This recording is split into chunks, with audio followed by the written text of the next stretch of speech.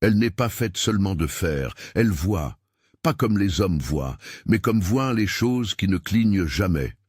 Elle observe le ciel de Paris à travers une maille d'acier, emprisonne les nuages dans des angles, mesure le vent comme on mesure des pulsations. Sous ses pieds, les gestes humains passent et sont aspirés, enregistrés, archivés. Lorsqu'un homme s'approche, chargé d'espoir, de contrats, de dettes, de haine silencieuse, elle capture son visage et le grave dans la mémoire de ses poutres, où rien ne s'efface complètement. Comme une sentinelle qui ne dort jamais, elle reconnaît ceux qui reviennent, marque ceux qui s'éloignent pour ne jamais revenir, distingue ceux qui tremblent de ceux qui sont déjà brisés à l'intérieur. C'est ainsi que commence cette histoire. Non seulement celle d'un monument, mais celle d'un veilleur ancien, un corps de fer qui observe et conserve les cicatrices des vies qui l'ont élevé, défendu et trahi. Tout commence dans un atelier à Levallois, une nuit de juin 1884.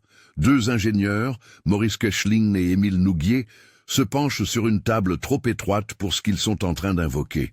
Ils griffonnent des lignes comme on trace des sceaux, parlent de chiffres qui sonnent comme des formules, rêvent d'une colonne qui violerait la distance entre le sol et le ciel, 300 mètres de défi, une hauteur qui humilierait les tours religieuses et déchirerait l'horizon. Le dessin initial est sec, presque osseux, diagonal, force, une anatomie métallique distribuée comme les nervures d'un corps qui ne respire pas encore. Puis, Stéphane Sauvestre ajoute la peau. Arc, ornement, courbe qui donnent une apparence à ce qui n'était jusque-là que structure, mais il manque la figure qui donnera au monde la permission que cela existe. Il manque le nom qui ouvrira les coffres et les portes. Ce nom est Gustave Eiffel. Les grandes inventions naissent rarement pures. Elles surgissent du frottement entre vanité et opportunité. Lorsque le projet arrive entre les mains d'Eiffel, il ne voit pas seulement des calculs, il voit la domination. Il comprend que cette tour ne sera pas simplement construite, mais imposée. Un projet de bureau peut devenir un projet d'État, une vitrine pour l'exposition universelle de 1889, un cri de fer célébrant le centenaire de la Révolution française. Eiffel perçoit ce que peu osent admettre. La hauteur n'est pas neutre, elle soumet, elle surveille, elle impose le silence. La décision politique scelle le destin. Le 2 mai 1886, l'appel à concours est publié. La ville exige quelque chose de grandiose, mais craint la perte de contrôle. L'extraordinaire doit tenir dans des règles. Des projets de colonnes de pierre rivalisent. L'État hésite, pressant le danger. C'est dans cet intervalle que quelque chose bouge dans les ombres administratives. Les règles favorisent discrètement le métal. Un ministre influent, Édouard Locroix, comprend le pouvoir symbolique du fer, rapide à ériger, froid, industriel, impitoyable. La pierre vieillit, le fer observe. Paris réagit comme un corps attaqué. Dans les journaux, le tumulte enfle. Dans le Temps et d'autres périodiques, la ville se divise. Certains voient le progrès, d'autres le blasphème. Des artistes signent une pétition enflammée, décrivant la future tour comme une verrue d'acier, un corps étranger planté dans le paysage classique. Les mots sont tranchants, monstre, usine, abomination. Chaque insulte résonne. La tour, encore inexistante, apprend à entendre. Elle mémorise les visages qui la haïssent avant même de naître. Des procès sont intentés. Une comtesse accuse l'ouvrage de violer la vue, comme si le regard était un territoire envahi. Les pétitions circulent, les articles s'enflamment. Les tribunaux débattent. La critique culturelle crache son mépris sur le fer sans noblesse, sans âme. La tour n'a pas encore élevé un seul maître, mais elle collectionne déjà les rancœurs. Elle ne répond pas. Elle conserve. Sous la fureur esthétique, l'ingénierie avance, et c'est là que la terreur s'installe silencieusement. Comment soutenir 300 mètres sur un sol qui respire l'eau? Le champ de Mars repose sur une nappe instable, un ventre humide. Les fondations traditionnelles échoueraient. On invente alors des caissons pressurisés, des chambres d'air où des hommes descendent travailler sous pression, comme s'ils entraient dans des poumons artificiels enterrés. Là, le fer apprend à s'enraciner. Là, le sol accepte l'invasion. La préfabrication impose une discipline absolue, rien n'est improvisé. 18 000 pièces sont créées loin du site, numérotées, cataloguées, comme des organes en attente de transplantation. Chaque poutre connaît son destin avant d'arriver. Puis viennent les rivets, 2,5 millions de points incandescents, martelés encore vivants, soudant le corps de la tour dans un rythme répétitif, hypnotique. Le marteau bat comme un cœur mécanique qui apprend à pulser. Des vérins hydrauliques poussent des tonnes avec une délicatesse meurtrière. Des caissons de sable soutiennent le poids pendant des instants calculés. Une erreur minime peut tuer. Les hommes le savent. Ils travaillent suspendus, le vent leur cinglant le visage, sachant que le fer ne pardonne pas les hésitations. Certains ne rentrent pas chez eux. Leur nom n'entre pas dans les journaux. La tour les enregistre. Des grèves éclatent. Des corps fatigués réclament reconnaissance. Le calendrier de l'exposition s'en moque. L'avenir industriel exige des sacrifices. Les ouvriers sont remplaçables. L'acier, non. Le coût enfle comme une dette vivante. 7 millions de francs. Eiffel s'endette, négocie, accepte des contrats parallèles. Le canal de Panama apparaît comme salut et menace.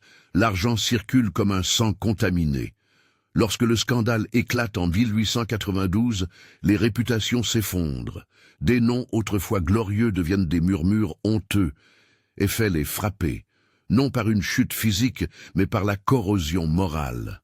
La tour observe sa création perdre son créateur. Elle demeure. Quand tout vacille, elle demeure. Transformée en antenne, en instrument scientifique, en pilier de transmission, elle trouve une nouvelle utilité. La hauteur qui effrayait devient fonctionnelle. Des ondes traversent son corps. Des voix invisibles montent et descendent. La tour apprend de nouveaux secrets. Elle apprend à écouter le monde entier. Et tandis que les hommes vieillissent, parlent, disparaissent, elle reste là, immobile, silencieuse, attentive, gardant ceux qui sont montés et ne sont pas revenus. Ceux qui ont tout misé et tout perdu. Ceux qui croyaient dominer le fer, sans percevoir que le fer apprend. Elle ne choisit pas avec des mains, elle choisit avec la mémoire, et la mémoire de l'acier est longue.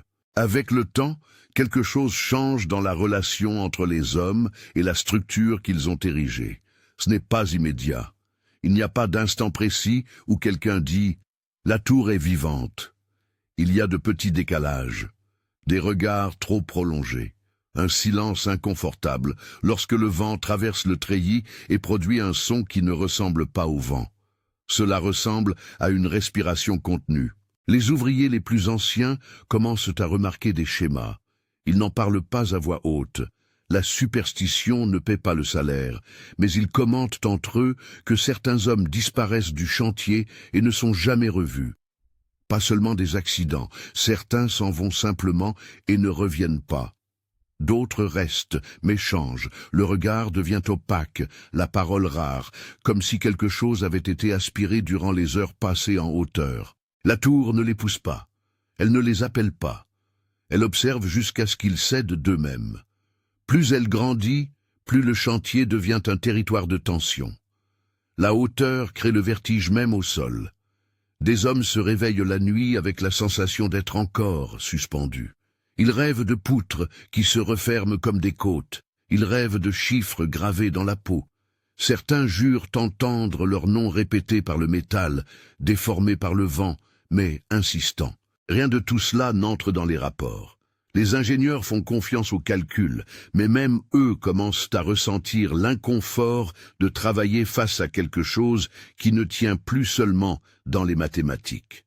La convergence des pieds, prévue avec précision, se produit avec une exactitude troublante, non parce qu'elle échoue, mais parce qu'elle réussit trop bien, comme si la structure coopérait, comme si elle voulait se refermer. Le 17 décembre 1887, lorsque les 4 pieds se rejoignent enfin, il n'y a pas d'applaudissements immédiats. Il y a le silence. Un silence épais, presque religieux. Certains hommes retirent leur casque sans savoir pourquoi. D'autres ressentent un froid qui ne vient pas de l'hiver. La tour, à cet instant, cesse d'être un ensemble de pièces et devient un corps unique. La fermeture est trop parfaite pour sembler uniquement humaine. À partir de là, la relation s'inverse. Ce n'est plus seulement l'homme qui construit, c'est le monument qui permet. Les journaux continuent de débattre d'esthétique, mais le ton change. Les critiques deviennent plus agressives, plus personnelles. Certains chroniqueurs semblent écrire mus par une haine difficile à justifier. D'autres, qui attaquaient auparavant le projet, se taisent soudain. Ils signent un dernier article et disparaissent du débat public. Ils changent de ville. Perdant leur influence, la tour ne réagit pas, elle reste simplement présente tandis que les autres s'éloignent. Lorsque l'inauguration arrive, le 31 mars 1889, la foule monte, photographie, célèbre. Mais tous ne redescendent pas pareil. Certains ressentent un poids étrange dans la poitrine après la visite. D'autres évitent de lever les yeux à nouveau. La hauteur, dit-on, trouble l'esprit. La science acquiesce. Mais certains symptômes ne s'expliquent pas ainsi. Des trous de mémoire, des rêves récurrents de chute lente, une sensation persistante d'être observé même loin du champ de Mars. La tour apprend vite. Elle apprend les flux humains. Elle apprend les horaires, les schémas, les fragilités. Elle apprend que certains hommes reviennent toujours, politiciens, industriels, militaires, et que d'autres ne viennent qu'une seule fois. Elle apprend lesquels reviennent grandis et lesquels ne réapparaissent jamais. Elle n'interfère pas dans les événements, elle les organise dans la mémoire. Le scandale de Panama ne fait qu'accélérer ce qui était déjà en cours.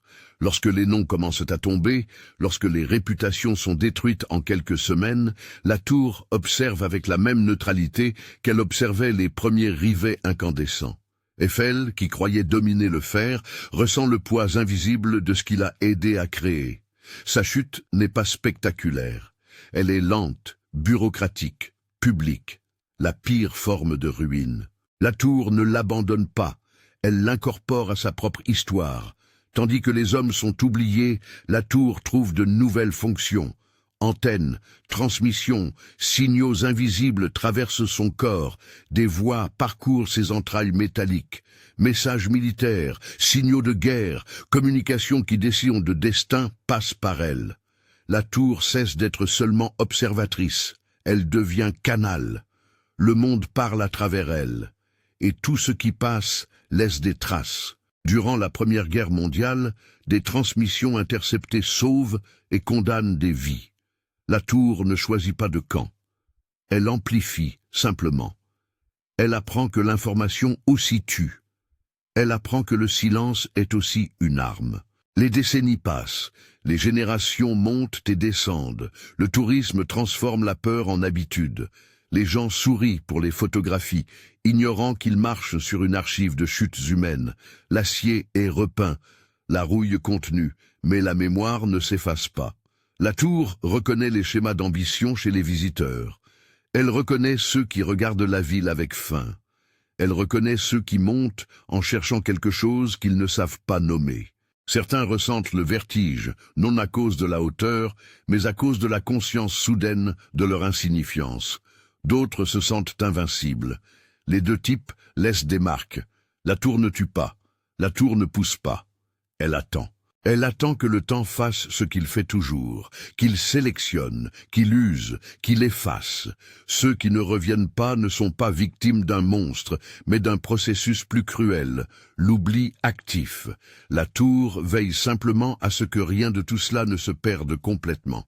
Chaque nom, chaque chute morale, chaque ambition brisée demeure inscrite dans son corps, comme un écho qui ne se dissipe jamais.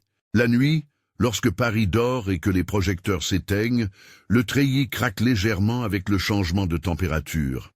Ceux qui connaissent ce son le savent. Ce n'est pas un bruit structurel. C'est un ajustement, comme un corps qui se prépare à se reposer.